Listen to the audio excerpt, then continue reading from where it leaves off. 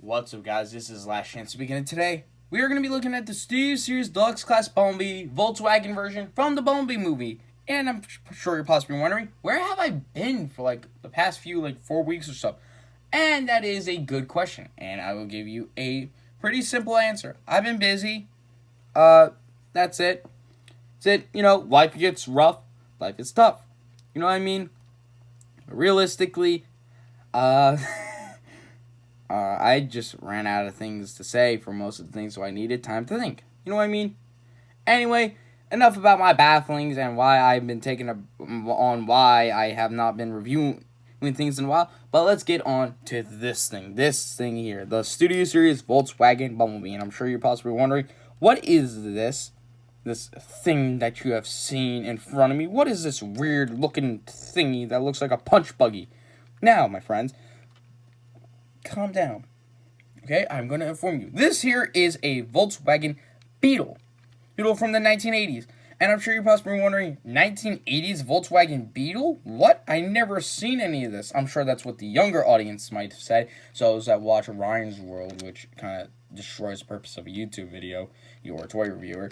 But for my older audiences out there, or, the adults, teenagers that grew up watching TV shows like this, will possibly know what this is. This here, my friend, it was a typical Beetle little thing. This was a buggy. This is more common that you see in Power Rangers. My Power Ranger fans out there might know about that. This was the Rad Bug. It was also in Super Sentai, I believe. And this was also this design here was also that of Herbie. For my Disney fans, I think Herbie was Disney. I don't care anymore.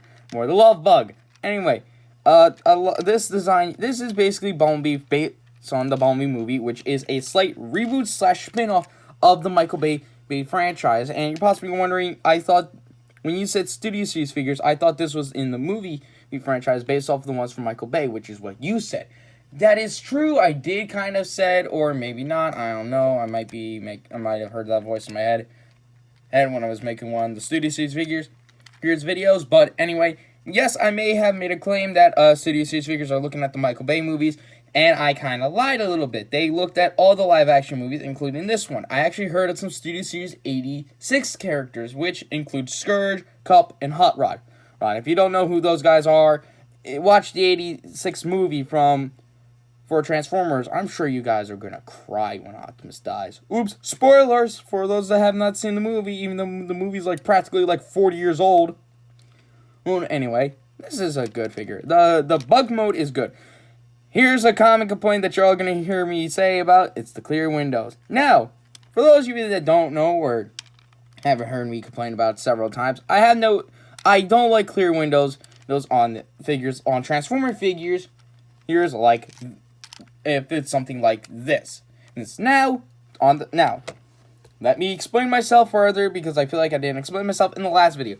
I have no issue with clear windows whatsoever. Okay? Don't worry. I don't hate them. It's just the fact that, it's cool and such. It does give the car a more realistic look to it. It's just that when you have Robot Kibble inside of the car, it just destroys the illusion. You know what I mean? You got the junk in here. It looks awful. Well, and that's no part on the figure, but, it just looks awful.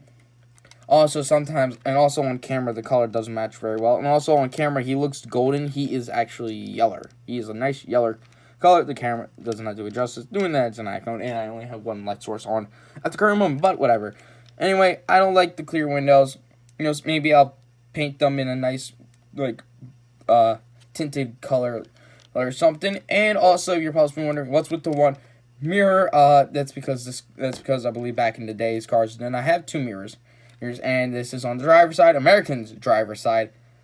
May I mention that? And yeah, that makes sense why you have a mirror here and not a mirror there, because why would you use that mirror there? Because it's just useless.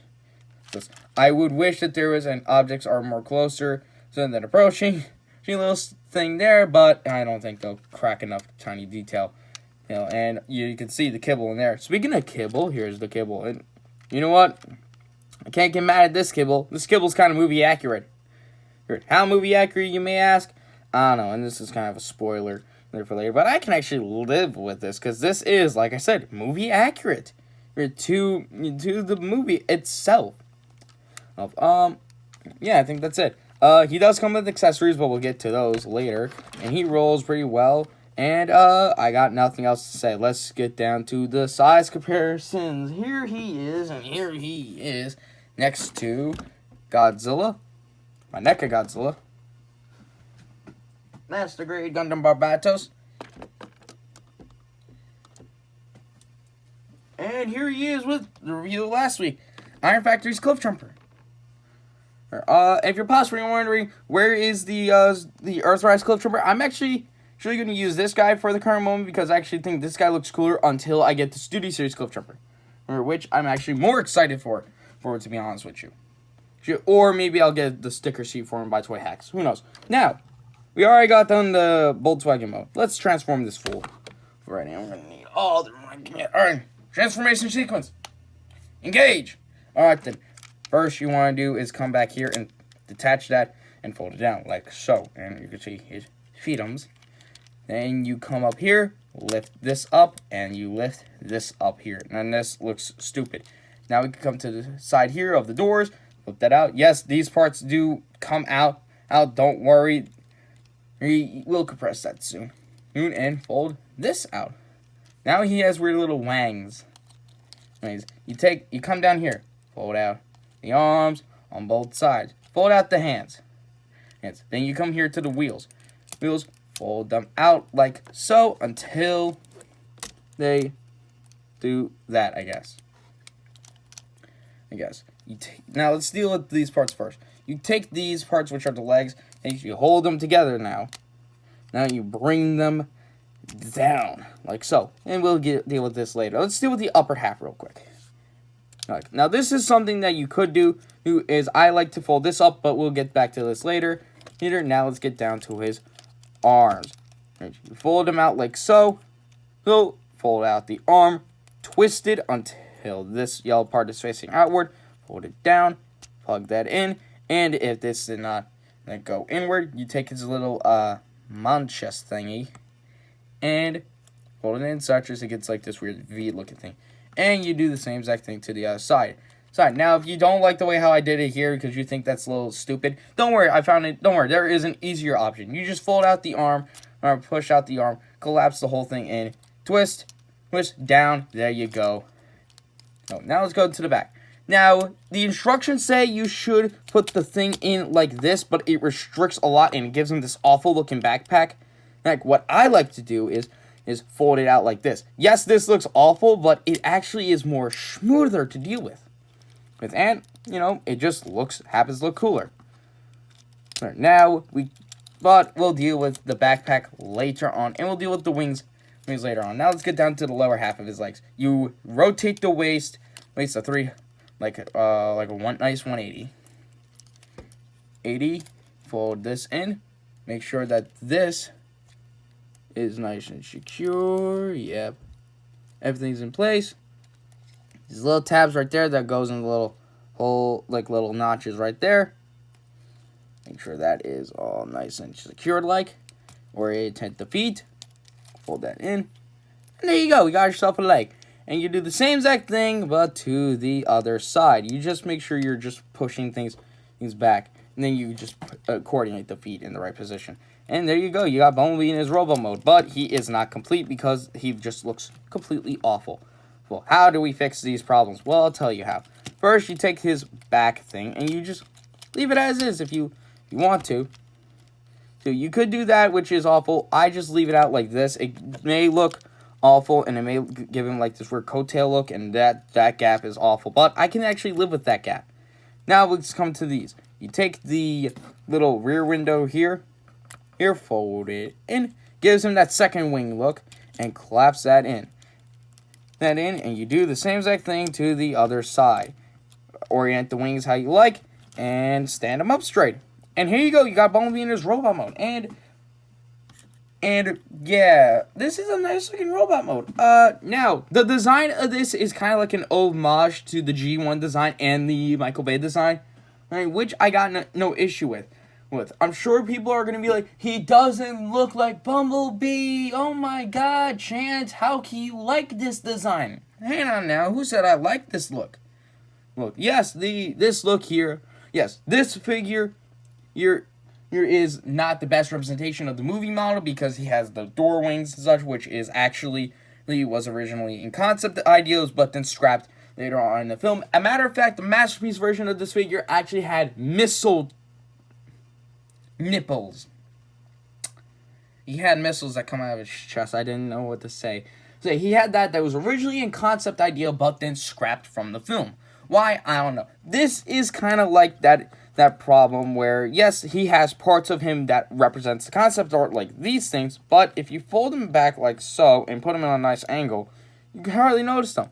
But I like them back like a little bit, such as he has a little bit of that Michael Bay homage, which I actually don't have an issue with. And another thing y'all are going to complain about is this back looks awful. Now, like I said, you could tuck that in there, but it limits waist movement, and also, I just don't care.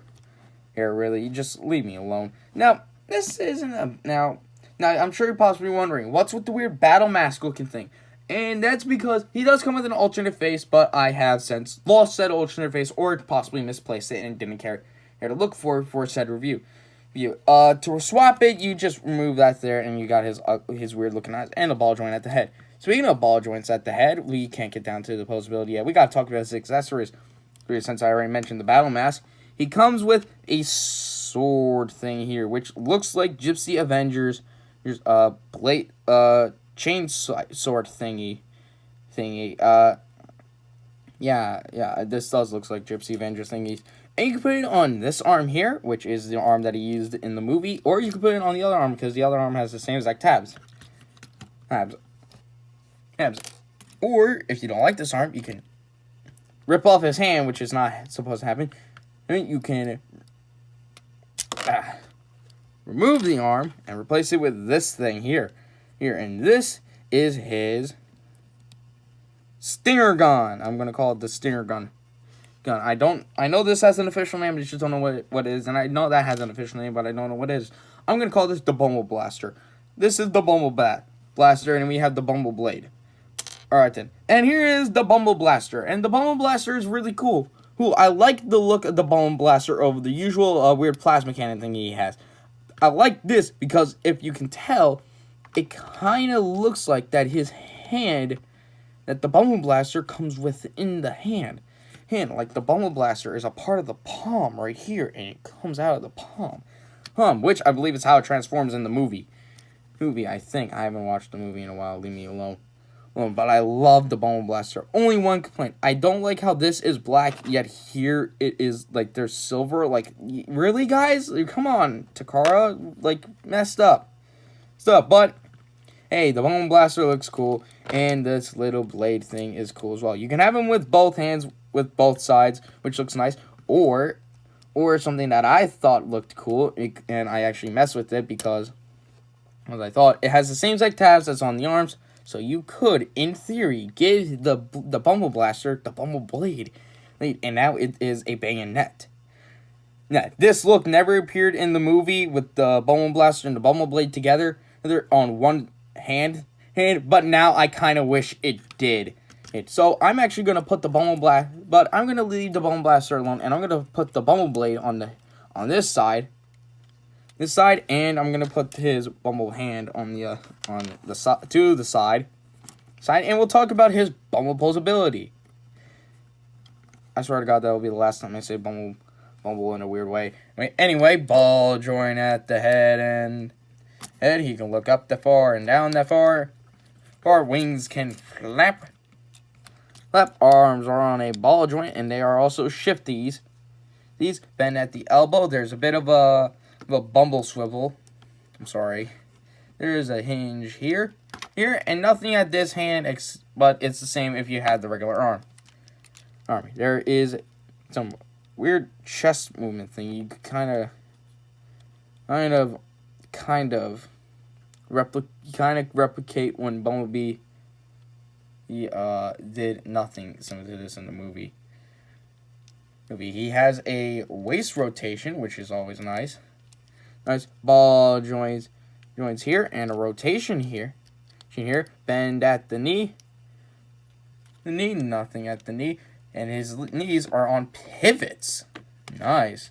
And they can move up and down. Oh, and they're weirdly rocketed. Bumblebee can pull off some weird poses, I'll tell you that much. I'm sure he'll do any better than a John Cena-like pose. Because John Cena sucks. I'm just kidding. He's not that much of a bad wrestler. But you know what isn't bad? His size. So here he is. Here he is next to the king of the monsters himself, Godzilla. Look. I'm gonna put him with Cliff Jumper real quick.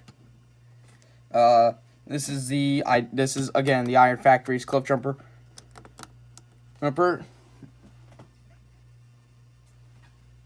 And Master Grey Gundam Barbados. And overall, well, this figure is actually not that bad. And what you had some complaints with it. My complaints washed away with my own fixes and such. The backpack, I figured out how to fix this. The wings, I can get over it. I actually think the wings look cool. There's actually no complaints that I had with this. If I could make one more complaint, it has to do with the accessory. Bumblebee had two different types of Bumble Blades in the movie. One was this chainsaw looking thing, and another one was a chainsaw like box cutter, which he used in the forest in the beginning of the movie and when he fought Blitzwing in the movie, which is the part where where Blitzwing decided to make it official. You guys don't get that reference. You have not seen the movie yet. I'm sorry, I spoiled it for you. Anyway, this is a good figure. Here, I got nothing else to say about this figure. He's just good. Yeah. So, this is Last Chance saying. So, I guess that's it. This is the Studio Series Bumblebee Volkswagen version from the Bumblebee movie review. And this is Last Chance saying, when life gets you down, drink some cherry Pepsi. It's good for you. It's kind of good for you. It's good. Keep calm and bounce on for me. I'll see you all next time. Maybe around next month. Or whenever I feel like uploading again. I'm sorry for the inconsistency with my schedules and my a lot of the things and such. I just need some me time. All right. Don't worry. Next review will be good.